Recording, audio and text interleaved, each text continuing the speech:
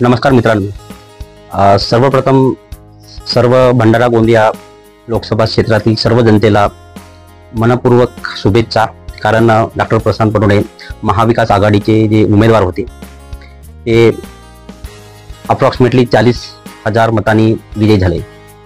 मित्रांनो, मी तुम्हाला सांगू इच्छितो कारण भरपूर लोकांच्या मनात एक क्वेश्चन आलेला असेल की हे असं जो चमत्कार जो झाला आहे हा चमत्कार कसा काय झाला। कारण जो वातावरण जो होता त्या वातावरणाच्या दृष्टिकोनातून जर आपण चांगल्या प्रमाणे आपण त्याचा स्टडी केला तर डॉक्टर प्रशांत पटोळे हे निवडून येतील नाही येतील याच्यावर क्वेश्चन मार्क होता। कोणताही व्यक्ती सांगू शकत नव्हता की या निवडणुकीमध्ये कोण बाजी मारेल, कोणीच सांगू शकत नव्हता। जर भारतीय जनता पार्टीचे लोक जर समजा भैसबाजी करत होते, त्यांना जर म्हटलं का तुम्ही जर एवढा तुम्हाला कॉन्फिडन्स आहे तर तुम्ही शर्यत लावा, तर ते इग्नोर करत होते। काँग्रेसकडील जे लोक आहेत ते पण शर्यत लावायला इग्नोर करत होते। कारण जो विजयी कोण होणार आहे हे कोणालाच माहीत नव्हते। कारण तुम्हाला माहीत असेल की ह्या महाराष्ट्रात एक मोठा जो भूकंप आला होता महाराष्ट्राच्या राजनीतीमध्ये की शिवसेनेमधून शिंदे गट वेगळा झाला आणि राष्ट्रवादी काँग्रेसमधून अजित पवार गट हा वेगळा झाला आणि ते वेगळा होऊन त्या भारतीय जनता पार्टीच्या मांडीवर जाऊन बसले। तर भारतीय जनता पार्टीच्या लोकांना, भारतीय जनता पार्टीचा जो हायकमांड आहे जो दिल्लीपर्यंत, त्यांना असं वाटत होता की आमच्यासोबत ओरिजिनल शिवसेना आली आहे आणि आमच्यासोबत ओरिजिनल राष्ट्रवादी आली आहे। पण असं झालं नाही। का नाही झालं? कारण लोकांच्या मनात हे होता की बाबा तुम्ही ज्या लोकांना आजपर्यंत चोर चोर म्हणत होते, भ्रष्टाचारी म्हणत होते आणि नको त्या शब्दाचा तुम्ही वापर करत होते ह्या लोकांच्या विरोधात, आणि त्याच लोकांना तुम्ही म्हणजे लोकसभा निवडणूक तुमचा जो अजेंडा होता 400 पार, त्या 400 पार झाल्या पाहिजे म्हणून तुम्ही ह्या चोरांना तुम्ही सोबत घेतले, असा ह्या लोकांचा जो म्हणजे लोकांना वाटत होता की भारतीय जनता पार्टीने ह्या चोरांना सोबत घेतलं। आता महाराष्ट्रभर जो आहे हा एक आक्रोश होता, एक विरोध होत होता भारतीय जनता पार्टी विरोधात की त्यांनी चोरांना साथ घेतलं की ज्या म्हणजे आजपर्यंत तुम्ही बाबा त्या लोकांच्या विरोधात जो आहे भारतभर तुम्ही म्हणजे भाषण केलं। आणि ओके, तर गोष्ट अशी आहे की भंडारा गोंदिया लोकसभा क्षेत्र जो आहे हा अतितटीचा क्षेत्र आहे। कारण याच्यामध्ये कोण बाजी मारेल हे कोणालाच माहिती नव्हतं।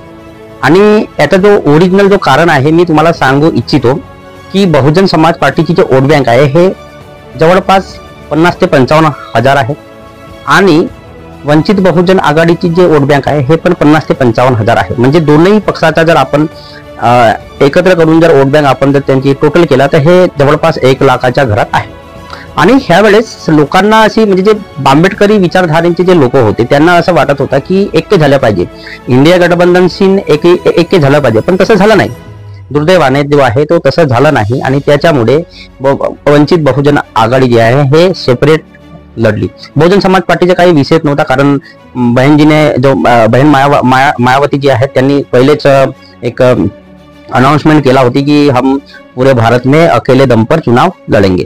प्रश्न आहे वंचित बहुजन आघाडीचा, ज्यांच्याकडे 50 ते 55 हजाराचा वोट बँक होता, ते सेपरेट लढले। आणि बघा जे जनता होती, जे वोटर होते, त्या वोटरला असं वाटत होतं की जर आम्ही वंचित बहुजन आघाडीला मतदान दिलं, बीएसपीच्या लोकांना असं वाटत होता की जर आम्ही बीएसपीला जर वोट केलं तर त्याचा फायदा सरळ भाजपाला होईल, त्याचा फायदा सरळ जो आहे भारतीय जनता पार्टीला होईल। भारतीय जनता पार्टीचा जो सुनील मेंढे आहेत हे निवडून येतील। आणि मी मागच्या म्हणजे माझा जो पहिला व्हिडिओ, त्या व्हिडिओमध्ये तुम्ही जर ऐकला असाल, तुम्ही जर पाहिला असाल, त्या व्हिडिओमध्ये मी बोलले पण आहे हे गोष्ट की ह्या वेळेस आंबेडकरी जनता जी आहे हे प्रशांत पटोळेच्या समर्थनात आहे।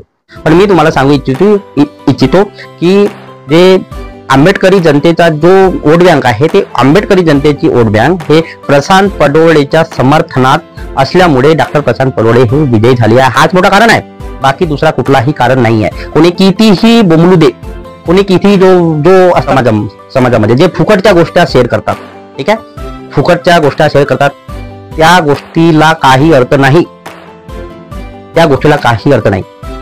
आंबेडकरी लोकांच्या मतामुळे डॉक्टर प्रशांत पटोळे हे विजयी झाले आहे, हे मान्य करावा लागेल काँग्रेसला। कारण बहुजन समाज पार्टीची जे वोट बँक आहे ते पण कमी झाली आहे वंचित बहुजन आघाडीची जी आहे ते पण कमी झाली आहे. आणि ते जर तुम्ही जर समजा म्हणजे बहुजन समाज पार्टीचे जर समजा वोट बँक जर तुम्ही 50,000वर घेऊन जात असाल, वंचित बहुजन आघाडीची जे वोट बँक आहे ते जर तुम्ही 50,000वर जर घेऊन जात असाल, तर प्रशांत पटोळे हे